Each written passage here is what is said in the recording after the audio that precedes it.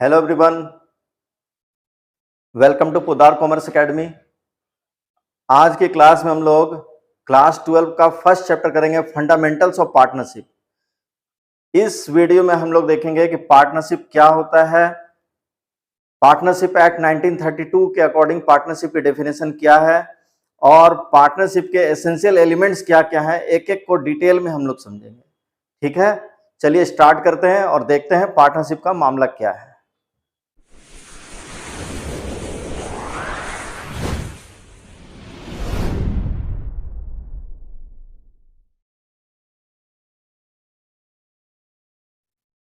Partnership से पहले का जो स्टेज होता है बिजनेस का, वो होता है proprietorship, sole proprietorship business. Sole proprietorship business में क्या होता है कि बिजनेस का ओनर एक सिंगल पर्सन होता है और बिजनेस के अंदर जो भी कैपिटल लगता है वो सोल प्रोप्राइटर यानी एक आदमी लगाता है। बिजनेस में जो भी डिसीजन लिया जाता है वो एक ही आदमी लेता है। बिजनेस के अंदर जो भी स्किल लगाना है वो एक ही आदमी का स्किल लगता है। बिजनेस का मैनेजमेंट और कंट्रोलिंग एक ही आदमी को संभालना होता है। ठीक है, यानी कि एक आदमी जब कैपिटल लगाता है, मैनेजमेंट संभालता है और कंट्रोलिंग करता है तो उसके पास capital, resources, skill, man power ये सब लिमिटेड होता है। इस कमी को दूर करने के लिए पार्टनरशिप किया जाता है। पार्टनरशिप क्या होता है, जहां दो या दो से ज्यादा लोग मिलके काम करते हैं, यानी कि पार्टनरशिप में जो भी पार्टनर होते हैं वो सब कैपिटल लगाते हैं, अलग अलग पार्टनर मैनेजमेंट संभालते हैं, कंट्रोलिंग का काम करते हैं, स्किल लगाते हैं। तो उससे क्या होता है, पार्टनरशिप में कैपिटल, स्किल, कंट्रोलिंग ये बढ़ जाता है, जिसके कारण बिजनेस का ग्रोथ पॉसिबल हो पाता है। ठीक है, तो अब हम लोग देखेंगे कि पार्टनरशिप का डेफिनेशन पार्टनरशिप एक्ट 1932 के अकॉर्डिंग क्या है। Meaning and definition of partnership. According to Section 4 of Indian Partnership Act 1932, partnership is the relation between persons who have agreed to share the profit of a business carried on by all or any one of them acting for all. ठीक है, तो partnership की जो definition partnership act 1932 में दी गई है, उसके according partnership में क्या होता है कि कुछ लोग मिलकर काम करते हैं और किस मोटिव से काम करते हैं, प्रॉफिट शेयरिंग मोटिव से काम करते हैं। और या तो उनमें से कोई एक आदमी बिजनेस को संभालता है या सभी लोग मिलकर बिजनेस को संभालते हैं। ठीक है, अब हम लोग इसके बाद देखेंगे एसेंशियल एलिमेंट्स पार्टनरशिप में क्या क्या है, एसेंशियल एलिमेंट्स और कैरेक्टरिस्टिक पार्टनरशिप में क्या क्या है। ठीक है, तो फर्स्ट एसेंशियल एलिमेंट पार्टनरशिप में क्या है, फर्स्ट इसका एसेंशियल एलिमेंट्स है टू और मोर पर्सन, टू और मोर पर्सन। ठीक है, पार्टनरशिप करने के लिए बहुत जरूरी है कि कम से कम दो या दो से ज्यादा लोग हों, कम से कम दो लोग हों। ठीक है, at least minimum 2 person are required to form partnership, क्योंकि एक अकेला आदमी खुद का पार्टनर कभी भी नहीं हो सकता। यानी कम से कम पार्टनरशिप में कितने लोग होने चाहिए, कम से कम 2 लोग होने चाहिए। ठीक है, तो कम से कम 2 लोग होने चाहिए, लेकिन मैक्सिमम कितने लोग होने चाहिए, पार्टनरशिप एक्ट 1932 में मैक्सिमम नंबर ऑफ पार्टनर के बारे में कुछ भी नहीं बताया गया है। ठीक है, कि मैक्सिमम कम से कम 2 लोग तो होने चाहिए, ये तो क्लियर है, लेकिन अधिक से अधिक मैक्सिमम कितने लोग पार्टनरशिप में हो सकते हैं। तो maximum number of partner is restricted to be 50। ठीक है, मैक्सिमम नंबर ऑफ पार्टनर 50 होने चाहिए, लेकिन ये पार्टनरशिप एक्ट 1932 में नहीं कहा गया है, ये बताया गया है rule 10 of the companies miscellaneous rules 2014 में। यानी कि partner number of partner maximum 50 होने चाहिए, ये आपको बताया गया है कंपनीज मिसलेनियस रूल्स 2014 के अंदर में। यानी कि सेंट्रल गवर्नमेंट ने ये रेस्ट्रिक्शन लगाया है कि अधिक से अधिक पार्टनरशिप में 50 पार्टनर हो सकते हैं और कम से कम कितने पार्टनर हो सकते हैं, 2। अब देखिए, ये आपका जब एमसीक्यू का क्वेश्चन आएगा तो उस एमसीक्यू के क्वेश्चन में ये पॉइंट हमेशा आ जाता है। ये क्वेश्चन हमेशा आपका 1 मार्क्स का क्वेश्चन आपको मिलेगा कि maximum number of partner partnership में कितने होने चाहिए, 50। तो 1 मार्क्स का काम तो आपका अभी हो गया। और ये कहाँ बताया गया है, ये भी कभी कभी पूछा जा सकता है। तो आपको ये याद रखना होगा कि minimum number of partner partnership में 2 होने चाहिए, अधिक से अधिक पार्टनरशिप में मेंबर 50 होने चाहिए। और ये कहाँ बताया गया है, तो कंपनीज मिसलेनियस रूल्स 2014 रूल 10। ठीक है, ये भी आपको याद रखना है, यानी कि इसमें से 2 क्वेश्चन आपका एमसीक्यू में आ सकता है। ठीक है, अब इसके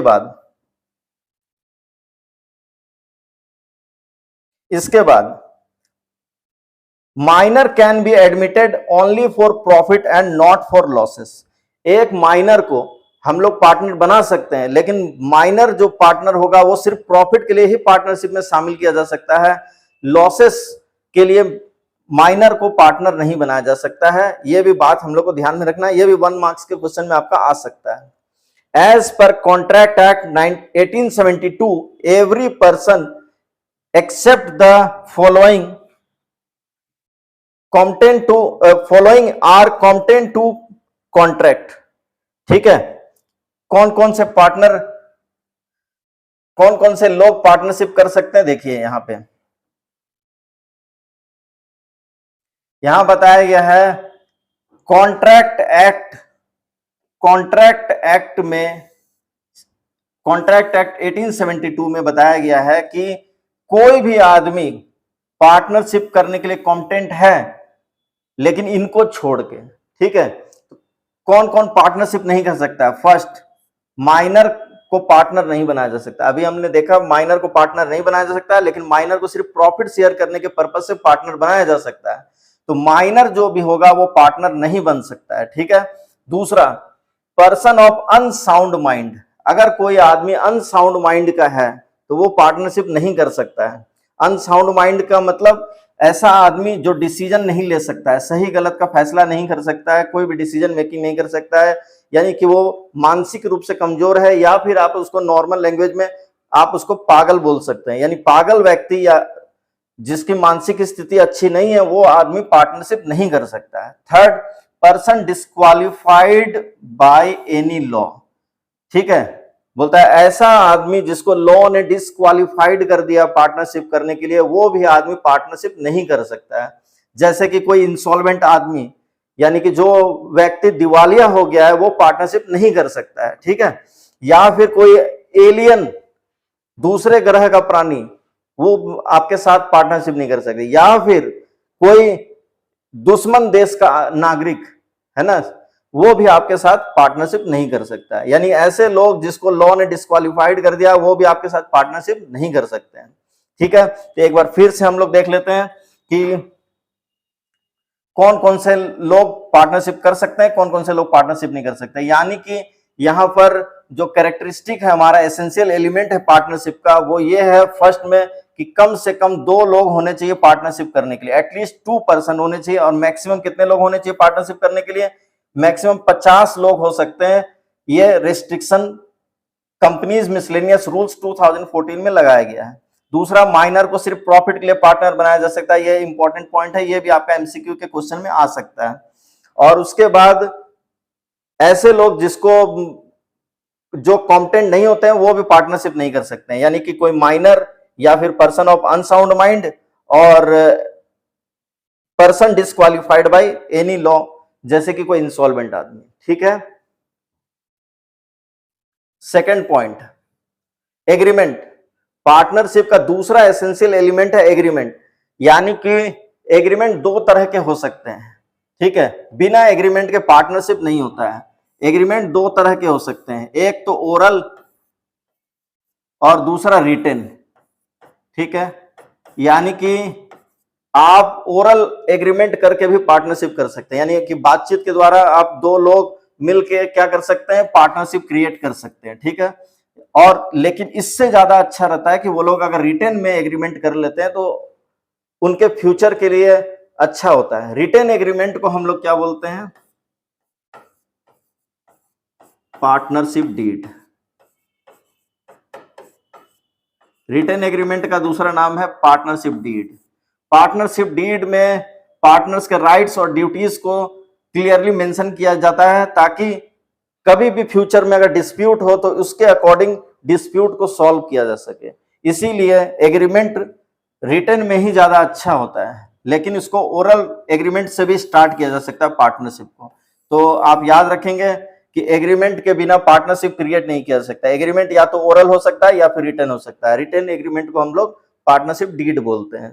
ठीक है, थर्ड पॉइंट है आपका लॉफुल बिजनेस, यानी कि अगर आप पार्टनरशिप करना चाहते हैं तो ये बहुत इंपॉर्टेंट है कि बिजनेस जो भी होगा वो लॉफुल होना चाहिए। ठीक है, किसी भी इलीगल काम के लिए, गैर कानूनी काम के लिए अगर आप पार्टनरशिप करते हैं या किसी के साथ एग्रीमेंट करते हैं तो वो पार्टनरशिप के दायरे में नहीं आएगा। ठीक है, fourth number profit motive. Partnership करने के लिए ये बहुत जरूरी है कि पार्टनर्स के बीच में क्या होना चाहिए, प्रॉफिट मोटिव होना चाहिए और प्रॉफिट शेयरिंग भी होना चाहिए। ठीक है, प्रॉफिट मोटिव का क्या मतलब है, देखिए जैसे कि मान लीजिए कि दो लोग मिलकर पार्टनरशिप बिजनेस करते हैं और वो लोग चैरिटेबल पर्पज से पार्टनरशिप करते हैं। ठीक है, यानी कि वो लोग समाज सेवा के लिए या कोई चैरिटेबल पर्पज से काम करते हैं तो ये वो पार्टनरशिप के दायरे में नहीं आएगा। यानी कि जब तक आपके बीच में प्रॉफिट मोटिव नहीं होगा, यानी प्रॉफिट अर्न करने का मोटिव नहीं होगा, वो पार्टनरशिप नहीं होगा। तो पहला तो प्रॉफिट मोटिव होना चाहिए और दूसरा प्रॉफिट शेयरिंग भी होना चाहिए एग्रीड रेशियो में। यानी कि पहला प्रॉफिट कमाने का पर्पस होना चाहिए पार्टनर का किसी भी बिजनेस से, और फिर उस प्रॉफिट का बंटवारा भी पार्टनर के बीच में होना चाहिए। ठीक है, पांचवा म्यूचुअल एजेंसी। पार्टनर्स के बीच में म्यूचुअल एजेंसी होता है। म्यूचुअल एजेंसी का क्या मतलब है, देखिए म्यूचुअल का मतलब होता है एक दूसरे के साथ पार्टनर क्या होते हैं, एक दूसरे के एजेंट भी होते हैं और एक दूसरे के प्रिंसिपल का भी काम करते हैं। यानी कि एक पार्टनर अपने दूसरे पार्टनर्स को डायरेक्शन देता भी है और दूसरे पार्टनर्स के डायरेक्शन पर काम करता भी है। ठीक है, फर्स्ट पॉइंट हो गया। और एक पार्टनर दूसरे पार्टनर के लिए गए डिसीजन से क्या होता है, प्रभावित होता है। यानी कि एक पार्टनर जो काम करेगा उसका इफेक्ट दूसरे पार्टनर के ऊपर भी पड़ेगा।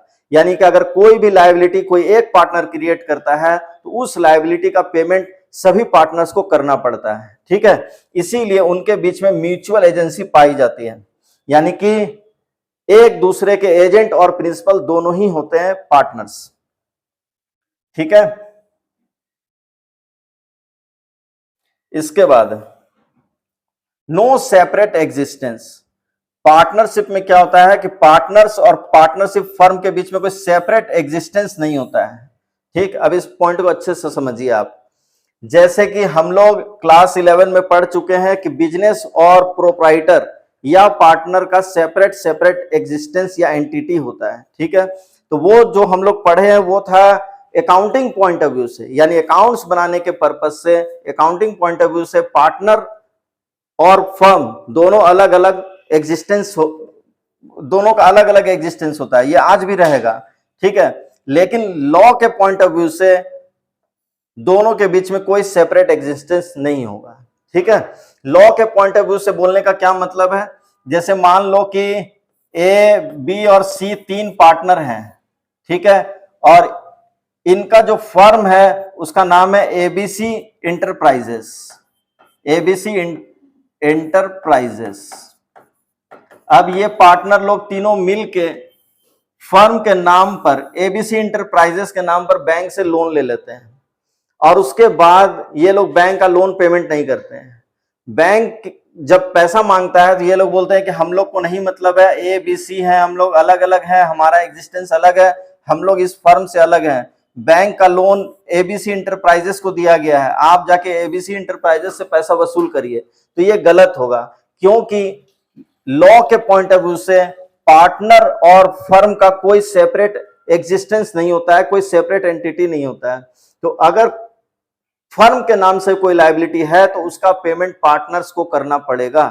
ठीक है, यानी लॉ बोलता है कि पार्टनर और पार्टनरशिप फर्म के बीच में कोई सेपरेट एग्जिस्टेंस नहीं होगा लॉ के पॉइंट ऑफ व्यू से, यानी कोई लायबिलिटी है तो उसका पेमेंट पार्टनर्स को करना पड़ेगा। लेकिन अकाउंटिंग पॉइंट ऑफ व्यू से सेपरेट एंटिटी जो पहले हम लोग जानते थे वो आज भी होगा। यानी कि अगर फर्म पार्टनर से लोन लेगा तो पार्टनर को इंटरेस्ट देगा, फर्म से अगर पार्टनर इन्वेस्ट करेंगे तो पार्टनर फर्म से इंटरेस्ट ऑन कैपिटल लेंगे। तो वो वाला जो अकाउंटिंग पॉइंट ऑफ व्यू वाला जो टॉपिक है वो अभी भी है, लेकिन लॉ के पॉइंट ऑफ व्यू से दोनों का सेपरेट एग्जिस्टेंस नहीं होगा। ठीक है। 7 नंबर, अनलिमिटेड लायबिलिटी। पार्टनरशिप में सोल प्रोप्राइटर्स की तरह ही अनलिमिटेड लायबिलिटी पाया जाता है। अनलिमिटेड लायबिलिटी का क्या मतलब है?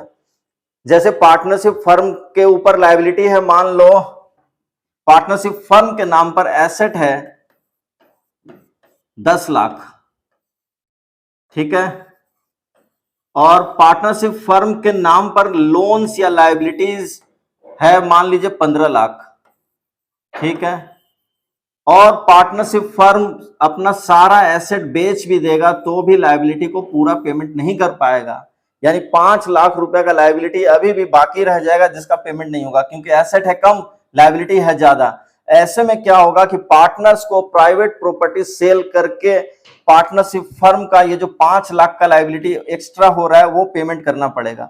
यानी कि पार्टनर्स का जो कैपिटल बिजनेस में लगा हुआ है, पार्टनर का लायबिलिटी वहीं तक सीमित नहीं होगा। पार्टनर को क्या करना होगा, प्राइवेट प्रॉपर्टी से फर्म का लायबिलिटी को क्या करना होगा, पेमेंट करना पड़ेगा। इसीलिए पार्टनरशिप फर्म में अनलिमिटेड लायबिलिटी वाला एलिमेंट पाया जाता है। पार्टनरशिप में अनलिमिटेड लायबिलिटी वाला एलिमेंट होता है। ठीक है।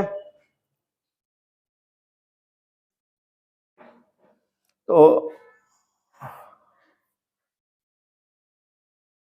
आज के क्लास में हम लोग इतना ही करेंगे, फिर अगले क्लास में हम लोग राइट्स ऑफ पार्टनर्स के बारे में बात करेंगे और भी जो इंपॉर्टेंट टॉपिक होंगे उसके बारे में बात करेंगे, और धीरे धीरे फिर हम लोग इसमें प्रैक्टिकल क्वेश्चन की ओर बढ़ेंगे। ठीक है, मिलते हैं नेक्स्ट वीडियो में। Thank you very much.